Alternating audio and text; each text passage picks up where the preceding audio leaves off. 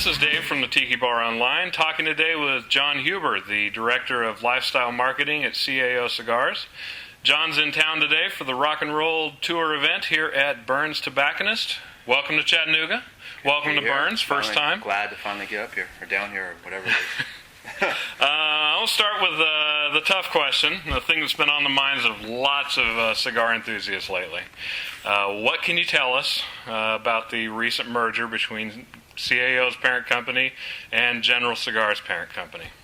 Well, the merger that was announced officially to the public in January of this year was actually finalized and closed and approved October the 1st.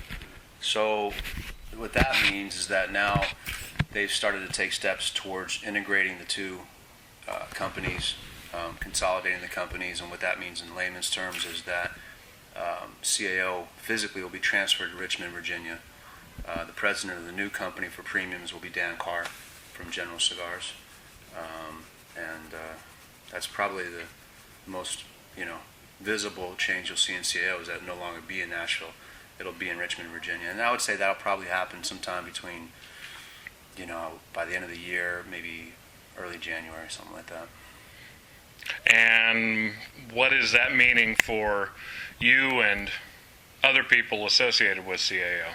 Well, it means that they're moving CAO to Richmond, Virginia, and I don't mean to be coy or anything.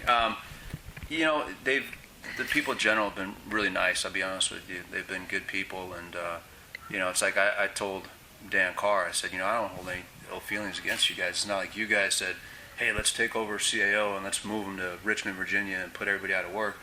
This is something that kind of came into their laps as a result of Scandinavian Tobacco and Swedish Match saying, let's get together and be the biggest, baddest guy on the block. So, it's something that was kind of thrown at them, just like this is being thrown at us. But they've come up to the company and came down, did a presentation, and said there are going to be opportunities for anybody that wants to come on to Richmond, but of course you have to move to Richmond. So it's wide open for anybody that wants to go with the new company. Everybody's encouraged to apply to make that move. A few of us they met one-on-one with and asked us directly if we'd move with the company. I can't really answer for anybody else, but for myself, I'm not going to be going to Richmond. Okay. I'm going to be taking my talents to South Beach. So there you go, a new cigar company coming to South Beach, Florida. That was a little LeBron James illusion. Next year I'll be taking my talents to South Beach. Yeah. That'd be funny, huh?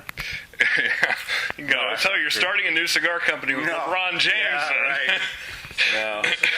There you go. There you go. Nice ring to it. It would be the new South Beach diet. Yeah, exactly. I'm already on it. It's a cigar for breakfast, a cigar for lunch. There you go. So with things changing so drastically in the near future, maybe a little talk about the past. What's your journey with CAO been like? How did you get where you are? And what are the things about your journey with CAO that you've been most proud of? Yes, I feel like I'm speaking at my own funeral. This is weird. Gosh, man, it's been a great ride. To think that I remember the day I walked into the door and saw this little shanty of an operation with people packing humidors and boxes by hand, and starting there, and literally just right when it had just left Jono's basement is when I came on board, and I had no idea what we were in for. I just knew that I loved cigars. I wanted to be in the business. How long ago was this? That was April 15th, 1996. Wow. So a little over 14 years. And in some respects, it seems like a lifetime. And in others, like in the business world, 14 years isn't that long. It's just like it came and went like that. And, to think we went from that to, where we're at today, it's been a blessing to be able to do, what I did in those 14 years, and every day not to dread going to work and not to feel like I had a job. It was always like I loved going into the office. I loved working with the people I worked with. They were like my extended family. I always say that, my marriage to CAO lasted longer than my marriage to my wife, which it did actually by some 5 years or whatever. It's been amazing, really.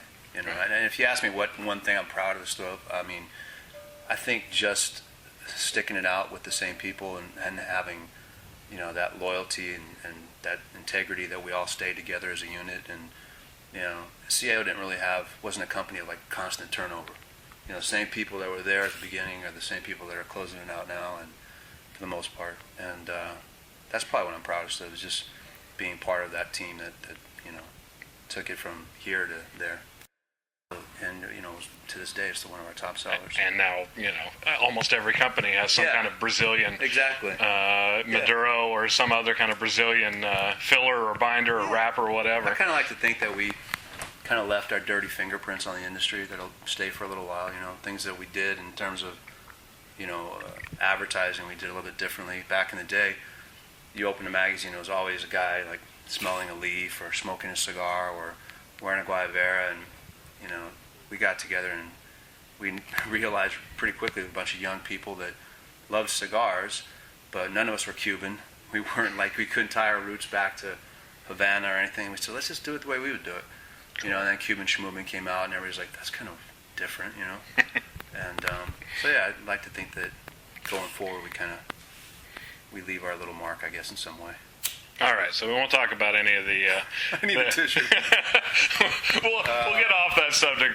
In the past year, I noticed that there's a lot of manufacturers putting out things totally apart from the IPCPR show.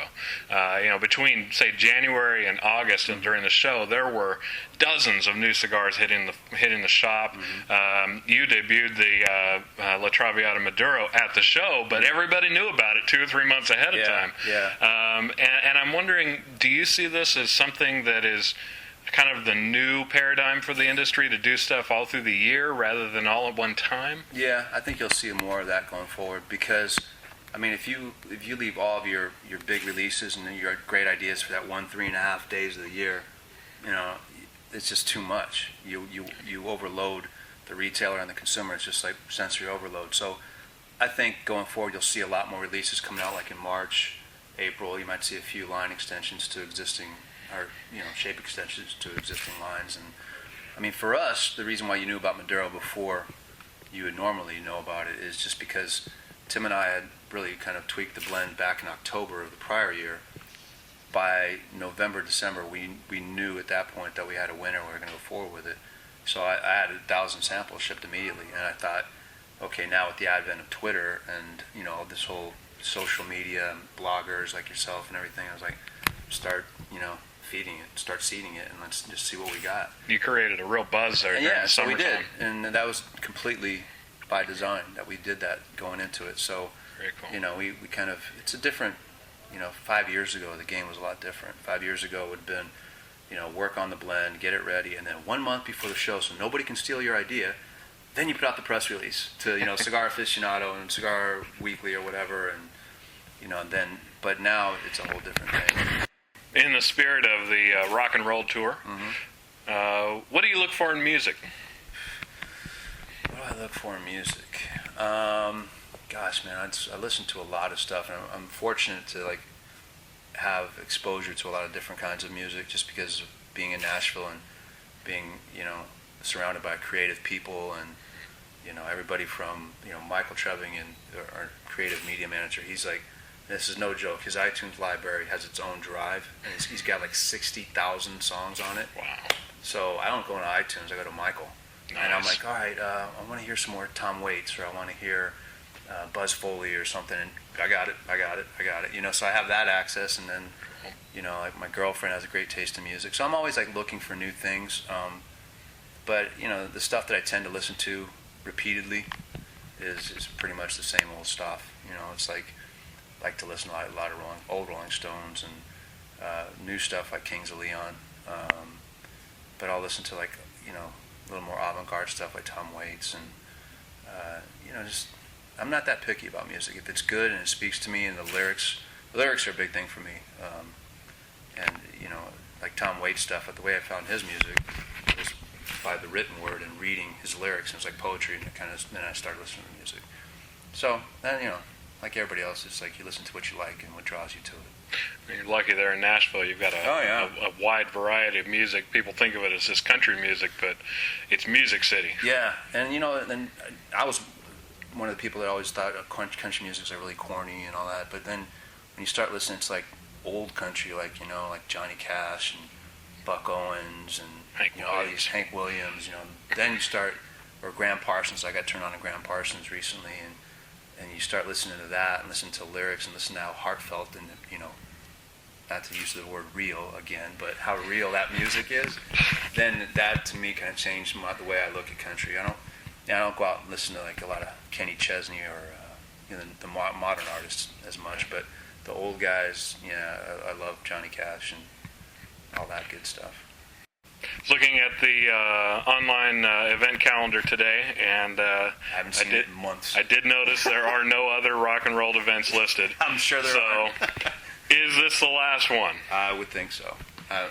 If you ask me, yeah, I would say so. And if somebody calls up, the timing is right, and they want me to come out and do it, I might. But like in the next month. Like in the next, what time is it right now? You know, but I would say, you know, even if the merger thing wasn't going through and all that, like I told you downstairs, you know, things run a course, and you kind of have to evolve. And even if we were still going to be in Nashville next year, this would probably be the end of the line for it. We've done it for 3 years in a row now, I think. Okay. 2 or 3 years, something like that. You know, you don't want to get to be stuck on the same song over and over, so you want to change it. Right. Anything you can say about the future for you? I can say definitively that I'll work in the cigar industry. Okay. And I won't be working in a cigar store. Okay, so you're not applying for a job at Uptowns? No, I'm not going to be working at Uptowns, and yeah, I mean, I just love the business too much. I love the people. I love, you know, it's what I've done for 14 years. You know, it's like I'm too stupid and too old to do anything else. You know, so you know, it's been a passion for me. I've really loved doing it, and I don't consider, you know, changing it at all. What that's going to be, you know, it's. I would love to be able to sit here and say, here's what we're going to do, here's what da-da-da-da-da, but, you know, it's early, and a lot of things have to be, the bow has to be tied on the package, you know, and sent off before I can open up the next package. So, but I'll let you know when that package is going to be opened. Very nice. For sure. So there is a Christmas present for us all in the future. I hope so, man.